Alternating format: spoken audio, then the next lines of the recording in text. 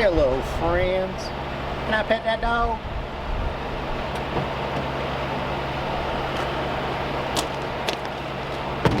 See how I filmed that properly like a real YouTuber? I hope I get credit for that. Alright, what we have here is a plywood situation. I just got back from Lowe's, dropped almost 270 bucks on some nice finished plywood that's going to be paneling for the south wall of the workshop, which that building is the workshop. So I'm just going to unload it and then we'll start talking again.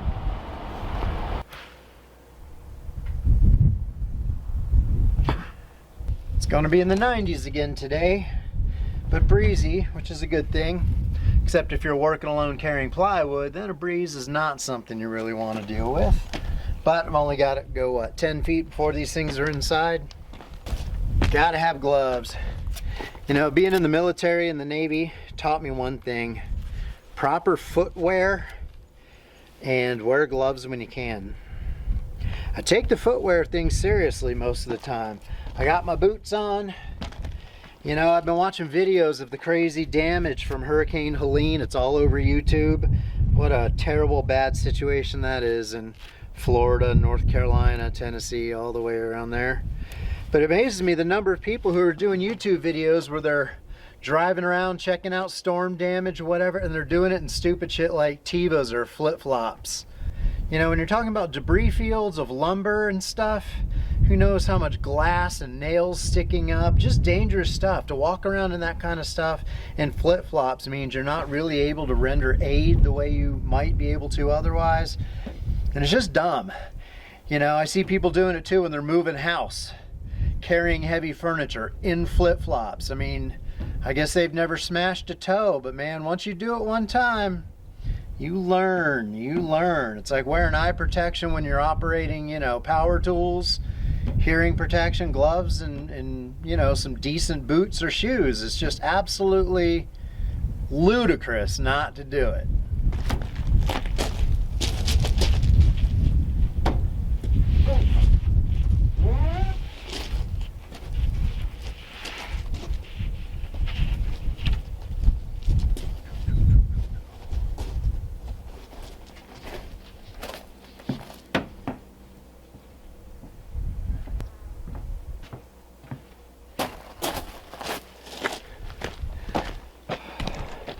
Should have figured out my landing zone for that plywood before I brought it inside, but I didn't.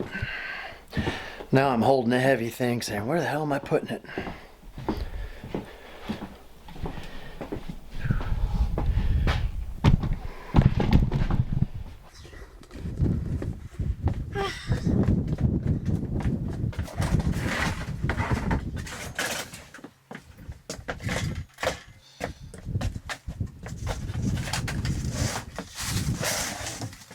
Well, those panels are poplar, which is a pretty soft wood, but they have a nice face.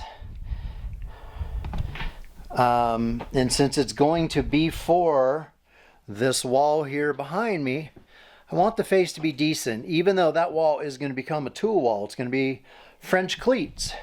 If you know what French cleats are, strips of wood going across with 45-degree bevel on the back side, and then you can build little, you know, shelves or mounts or tool holders or whatever you want and drop them in on the wall and move them around, slide them left to right, move them up down, so you can have sort of customized tool holders and rearrange it whenever you need to. It's a pretty cool system called French cleats. So since I'm going to have all these 4-inch strips going horizontally from side to side, it didn't make sense to do my original plan, which was to do tongue and groove pine on that wall. So I'm not going to do that. I'm just going to do this basic plywood at 40 bucks a sheet. You don't want to damage or screw up too many sheets, but it'll take about 5 sheets, roughly 4.5, to do that wall. Bought a couple of extras. So that's the plan. So I'm just going to finish unloading the truck, and then we'll talk a little bit more about the next, about that project.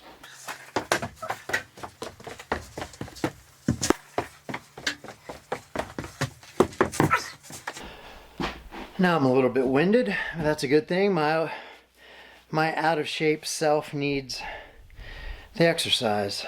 So I'm winded and sweating. Nice day though so far. It's only about 80, decent breeze, sunny. It's kind of like Arizona fall. But I watched the weather on YouTube yesterday, and we're setting up for like a solid 2-3 weeks of high pressure over the area. So it's going to be like this, 85 to 93 pretty much for the next 3 weeks. No rain at all. Monsoon is long gone. So perfect working weather. I prefer mid-80s versus mid-90s, but still better than how it was in midsummer. Humidity's getting down to like 15 to 20%, which is pretty dry and nice, tolerable. When it gets down to under 10%, boy, that's air so thin and dry you can barely even feel it if the wind's not blowing. There's no like substance to it. It's a weird thing. But anyway, this is not a complicated project. Let's talk about the project. Clearly, it's just a wall with a triangular sort of section there at the top. So all I really have to do is, put one full sheet, then cut another to width, take the cutoff piece, use it on the left there so that my line breaks, fall in different places. There's not one seam running, all the way up 2/3 along the wall. I'm going to stagger the joints a little bit. So it's basically 2 full panels to do the majority of it, and then I'll use a section of a 5th panel to cut to accommodate the triangle up there. But before I get that high, I do need to fit that in with foam, rigid foam insulation. I could use the bats stuff that is in the lower section, but I do have a whole lot of the rigid foam, and it really does take up a lot of room in the main house. So using a sheet for that, probably not a bad idea. And I may use more of that rigid foam to do the ceiling, because that's all open bays with no insulation yet. So that's really the project. And as I said in the last video, the goal is just to make this sort of a finished wall. Oh, I got to cut out for the electrical outlets. I'll take a little bit of math and measuring and jigsawing to cut out a rectangle to allow for 2 outlets on that wall. And then that wall will be done, and then I can bring my gym gear, my weightlifting stuff in here and have a little bit more of a pleasant space with music and fans and lights to work out, since that's going to be a big focus of mine over the next 6 months, trying to lose this middle-aged thick belly gut situation I got going on, which I can't stand. And so this is a 3-day weekend. So I'm hoping to finish this wall today, maybe first thing tomorrow morning, get that done. And then I'm not sure what I'll work on after that, but probably related, to finishing this space, because I would really like to finish off this interior space, even though putting, paneling, whether it's tongue and groove pine or more plywood or a mix of both, doing all these walls and doing the ceiling, covering up those bays, the rafters, it's a lot of work and a lot of expense. It'll probably run me close to $2,000 to finish off the interior of the space. And I'm not sure what I'm going to do about the floor. I'm standing on subfloor, but it's in really good shape. It's really firm, and I don't know if I really need anything more than that. I'm thinking about going maybe with some thick rubber flooring over top of that, in case I drop a chisel or any of my tools, there's some protection there. And it's, rubber is good for easy on the knees and back, and I am getting older. So I might put down rubber flooring, but I may not do any kind of wood laminate or anything like that. But still thinking that through. So a $2,000 investment is not chump change, but it's worth doing if I space it out, over the next couple of months. But my point is, I'd like to get that done so I can just kind of cross off the workshop, like have the electrical done, insulation done, paneling with lighting so that it is functional. I may not have the air conditioning installed, but since we're going into winter, that's no big deal. That's not a problem at all. So I'd like to do that just to psychologically say workshop's done.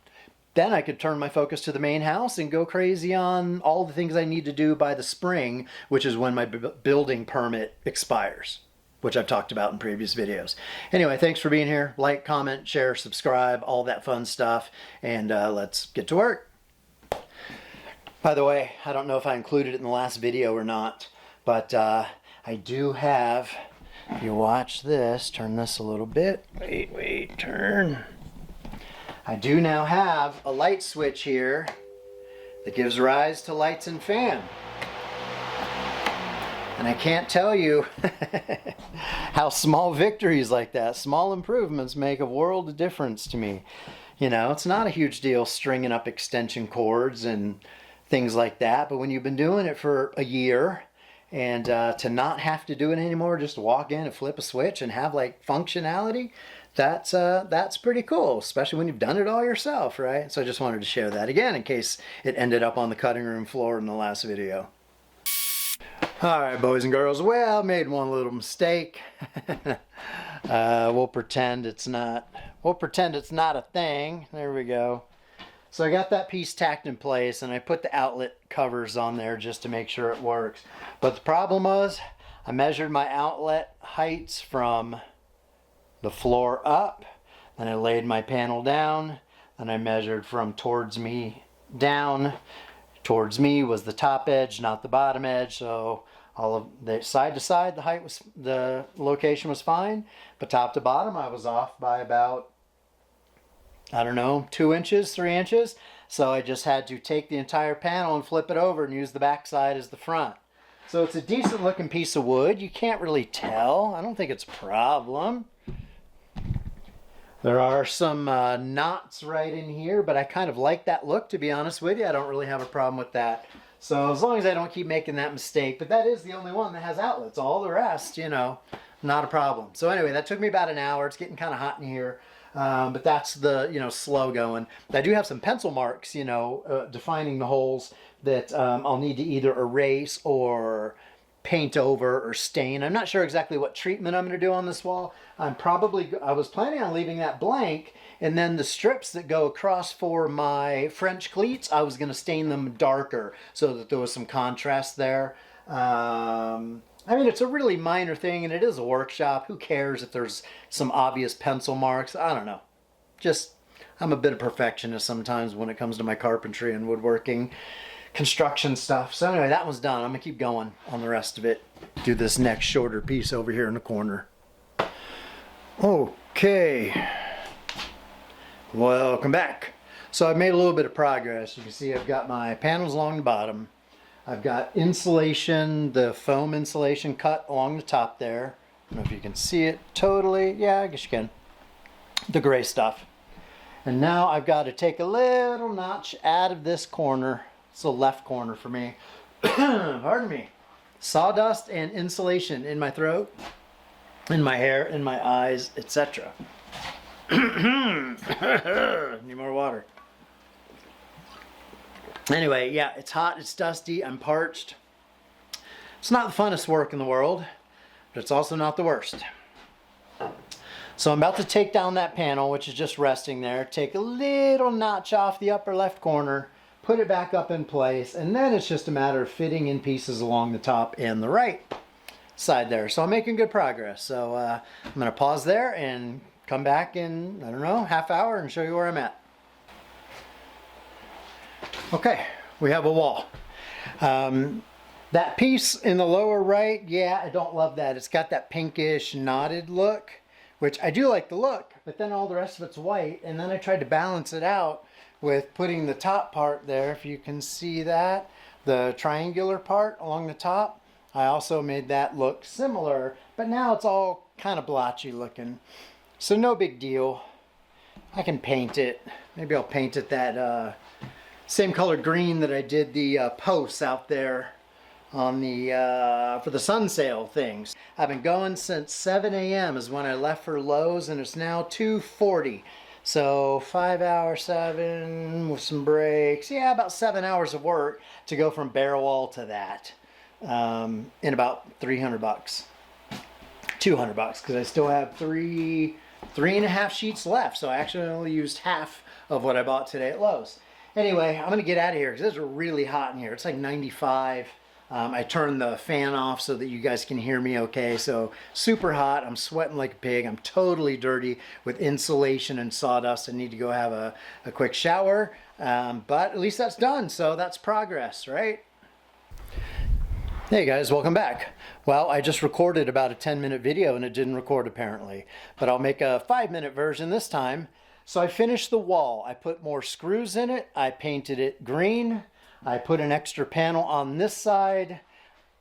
I put an extra panel on that side. Tongue and groove pine will go all around that.